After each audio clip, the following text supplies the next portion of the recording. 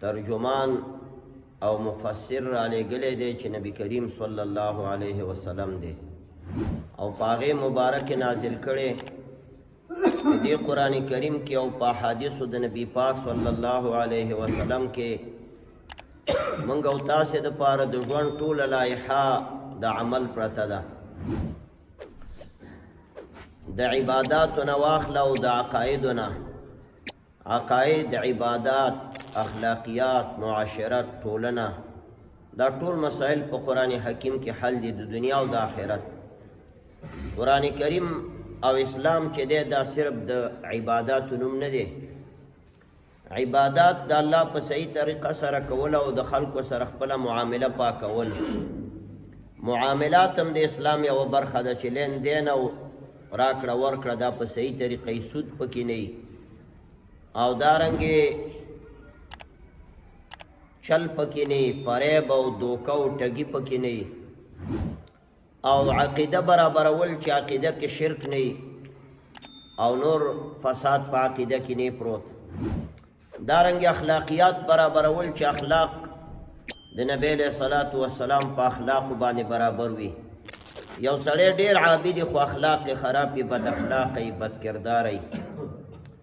او یو سړی ډیر عابد خو حرام خوري تجارت خراب یا نور طریقو نو اسلام یو مکمل او یو بشپړ ضابطه حیات دی و دې کې هر اړخ نبی له صلوات و سلام بیان کړي دا پاکی چې دا نظافت چې د دم د اسلام یو برخه ده پاکی نظافت د بدن پاکواله د جامو پاکواله طهارت نظافت ارزه کې ډیرانونه نه گزارول او صفائی کول د ځای اسلام په دې اړه باندې ډیر زیات تاکیدات فرمایلی او ډیر زور یې راوړی زه درته یو څو نمونې ذکر کوم مونږ ته د اسلام دین دا تربیه راکوي چې جمعه په جمعه به پاک لامبئ صفا او بدن نه به نوکان بیخ کې صفا غوڅوئ او ویښته د بدن به ټول صفا کوئ دا د اسلام د دین د خصوصیاتو نه دی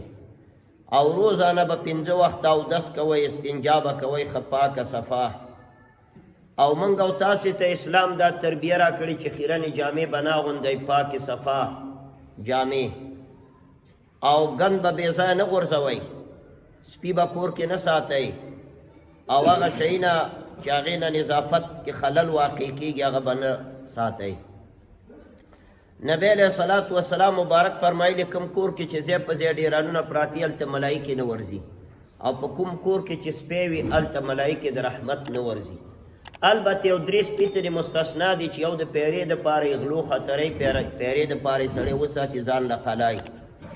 او دویم د ښکار سپی روا دی چې سړی پې ښکار کوي د ښکار شوقي وي قرآن پاک کې راغلی دی د هغې ذکر وما علمتم من الجوارح مكلبين تعلمونهن مما علمكم الله وكلوا مما امسكنا عليكم واذكروا اسم الله عليه نو د ښکار سپی هم روا دی او دریم ته کلب الماشیه وی د رمې سپی کوچانې رمې دپاره ساتي چې لیوانې مات نه کړي دې نه بغیر چا چې سپی په کور کې وساتلو نبی علیه السلام وایي د ده د اجر نه روزانه یو قیرات د ده د نیکۍ نه قطع کېږي او کمیږي او هغې کور ته ملایکې نه ځي نبی علیه الصلاة والسلام مبارک د نظافت ډیر خیال ساتلو مسواک په نبی علیه السلام زخ ډیر وهلو احادیث مبارکو کې راځي چې دومره امر ماته جبرائیل چې په مسواک باندې کې په بل شي نه کوي او تر دې پورې چې ار وحی راوړي د قرآن وحی راوړي ماته وایي چې مسواک وهه او مسواک وهه نبی علیه السلام وایي د دې ټولو ارشاداتو د جبریل نه چې ماته راوړي ماته ته داسې وفهمېده لکه دومره امر چې پرې راته شوی چې قریبه د زه د اورۍ پې باندې وشکوم په مسواک باندې دومره په زور سره ځکه مسواک سره د خولې صفایي راځي او دارنګې پیغمبر علیه الصلاة والسلام مبارک ډیر نظیف الطبع شخصیت نبی علیه السلام پاکیزه او طهارت والا بدن عطر والا معطر بدن او صحابه کرامو رضی الله تعالی عنهم اجمعین ته هم دا امر کړی څوک چې د جمعې په ورځ اول وخت کې راغی وغسل واغتسل ابو داود کې حدیث دی غسل یې وکړو او خوشبویي ولګول او بدن یې ښه صفا کړو ښه پاکي وکړله نو دومره ثواب دی لکه یو اوښ چې حلال کړي او د الله په نوم خیرات کړي نو په اسلام کې موږ ته د پاکۍ حکم دی دویمه سپاره کې الله رب العزت فرمایي ان الله يحب التوابین ويحب المتطهرین. الله دوه قسمه خلق خوښوي. الله توبه ویستونکي خوښوي چې الله له توبې وباسي ډېرې او استغفار کوي، د ګناهونو باندې پېمانتیا کوي چې کومه ګناه دې وشي ځان له داسې توبې نه چې په خوله وایي خدای توبه خدای توبه، یعنی په زړه نه په صدق سره ځان له چې یو الله یو دی او پېمانتیا وکړي چې دا ګناه مې ولې وکړه. داسې خلکو سره الله مینه کوي. ویحب المتطهرین، او الله مینه کوي ځانونه ښه پاکوونکو سره. ګوره متطهر دا موږ طالبانو له باب تفاعل دی، په دې کې تکلف د ماخذ پروت دی. مطلب دا چې سخت ځان یو داسې دی چې طاهرین پاک ورته وایي، متطهرین عربي کې دا معنی ځانونه ښه پاکوونکي، ښه صفا کوونکي. او دا آیت کریمه د حیض په موضوع باندې نازل شوی دی چې د حیض په زمانه کې زنانو ته مو ورځي ځکه دا ګند دی. الله وایي ويسألونك عن المحيض قل هو أذن فاعتزلوا النساء في المحيض ولا تقربوهن حتى يطهرن فإذا تطهرن فأتوهن من حيث أمركم الله ان الله يحب التوابین ويحب المتطهرین. تا نه پوښتنه کوي پیغمبر په باره د حیض کې چې زنانه مریضتیا راشي د میاشت، ورته ووایه دا ګندګي ده، ځان بچ کوئ د ښځو نه په موده د حیض کې ورنږدې نه شئ. او چې کله فیضا تطهرن کله چې پاک کې شي نو فأتوهن من حیث امرکم الله. یقینا الله پاکوونکي خلق خوښوي. ان الله يحب التوابین. اسلام کې څومره نظافت دی.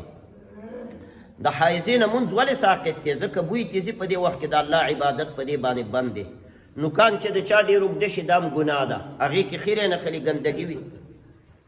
د چا چې ویښته بې ځایه اوږده شي بې ټیمه دا هم ګناه ده. او څوک چې ځای په ځای ګنده چې د ماشومانو ګندګي ګزارې ډېرانونه نو هغه کور به د ملایکو د رحمت نه چې دی محروموي. نبی علیه الصلاة والسلام مبارک اوږه به نه خوړه، حتی ملای نه خوړه. دا ولې نه خوړه؟ دا نه چې حرام دي، دا خو د خدای پاکیزه رزقونه دي. نبی علیه السلام مبارک ته ترکاري پیش شو، پیس پکې پراته، اوږه پکې پرته وه. صحابي ته یې وړاندې کې ویل تاسو وخورئ، زه دا نه خورم ځکه ما سره جبرائیل علیه السلام ډېر میلاویږي او ملایکې د دغه شیانو نه ډېر بد وړي، د پیاز او د اوږې او د دغه ګنده بوټي نه ډېر بد وړي. او نبی علیه السلام امت ته هم دا هدایت کړی چې من اکلا من هذه الشجرة المنتنة فلا يقربن مسجدنا فإن الملائكة تتأذى منها مما يتأذى منه ابن آدم. بشکه کله چې تاسو د دغه بدبویه بوټي نه وخورئ، ملی وخورئ یا پیس، چا چې وخوړه زموږ جومات ته د نبی علیه السلام وایي نه راځي، ځکه خولې نه یې بوی ځي. وایي ځکه ملایکې ډېرې په عذابېږي دا هغه شي نه چې انسان ترې په عذابېږي. دې نه ملایکو ته هم تکلیف دی. ملایکې داسې ځای ده چې بویونه یې پکې نه ورځي، عطریات، خوشبویي، پاکي، نظافت، صفایي، دغه ځایونو ته ملایکې ډېرې ورځي. ډاکټران حضرات چې د کومې صفایي په باره کې امر کوي، دا امر د دوی شریعت د اصولو سره عین مطابق دی. شریعت داسې دین نه دی چې خیران خچن ګرځه او بوی درنه ځي او ناولې ګرځه او ګنې ته به ډېر پاک مسلمان یې. حضرت شیخ صاحب مولانا حسن جان مدني نور الله مرقده د نړۍ په سطح لوی محدث د زمانې و، د حدیثو لوی امام و. هغه به ویل دا خیرن چې ناست دي بعضې خلک وایي موږ